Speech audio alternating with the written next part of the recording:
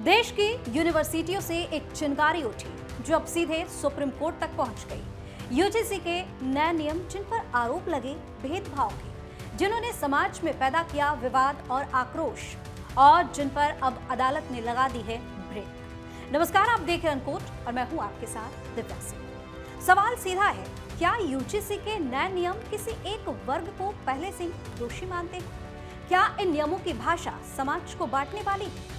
और क्या अगर सुप्रीम कोर्ट दखल ना देता तो इसके नतीजे खतरनाक हो सकते थे? दरअसल यूजीसी यानी यूनिवर्सिटी ग्रांट्स कमीशन के नए नियमों पर अब सुप्रीम कोर्ट ने अगले आदेश तक रोक लगा दी है। इन नियमों को लेकर देश भर में विरोध हो रहा था, खासकर स्वर्ण समाज की ओर से तीखा ऐतराज सामने आया। आरोप ये था कि इन नियमों में स्वर्ण समाज को पहले से ही दोषी मान लिया गया है और जांच समितियों में उनके प्रतिनिधित्व को सुनिश्चित नहीं किया गया। ये जानना बेहद जरूरी है कि सुप्रीम कोर्ट में क्या क्या हुआ।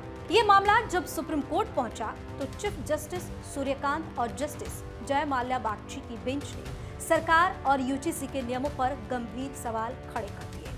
कोर्ट ने साफ कहा, यदि हमने दखल ना दिया तो इसके गंभीर परिणाम हो सकते हैं। समाज में बंटवारे की स्थिति पैदा हो सकती है और उसके नतीजे खतरनाक होंगे। ऐसा मत कीजिए, हम पीछे जा रहे हैं। सुप्रीम कोर्ट का कहना है कि यूजीसी के इन नियमों की भाषा अस्पष्ट नहीं है।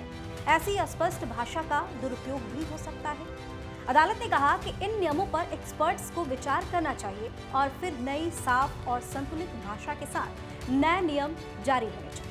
वहीं सुप्रीम कोर्ट ने फिलहाल यूजीसी के इन नए नियमों पर रोक लगा दी है। कोर्ट की सलाह है कि केंद्र सरकार एक समीक्षा समिति बनाए जो इन नियमों की गहराई से जांच करे। जब तक नए नियम नहीं आते तब तक 2012 वाले यूजीसी रेगुलेशन ही लागू रहेंगे। अब जानते हैं कि विवाद की जड़ क्या है। याचिका में सबसे बड़ा सवाल ये उठाया गया है कि इन नियमों में एससी, एसटी और ओबीसी वर्ग को भेदभाव की शिकायत करने का अधिकार तो दिया गया, लेकिन स्वर्ण समाज को ये अधिकार नहीं दिया गया। याचिकाकर्ताओं का कहना है कि इसका सीधा मतलब ये है कि स्वर्ण समाज को पहले से ही अपराधी मान लिया गया है।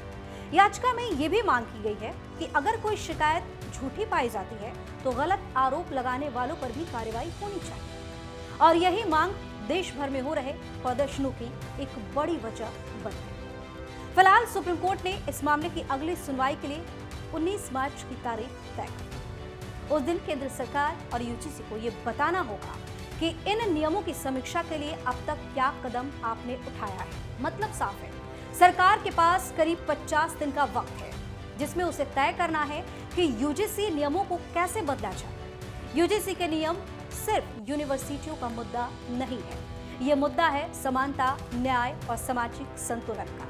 सुप्रीम कोर्ट ने फिलहाल विवाद पर ब्रेक तो लगा दिया है, लेकिन सवाल अभी भी चलता है, क्या नए नियम सबके लिए समान होंगे या फिर ये विवाद और गहराएगा?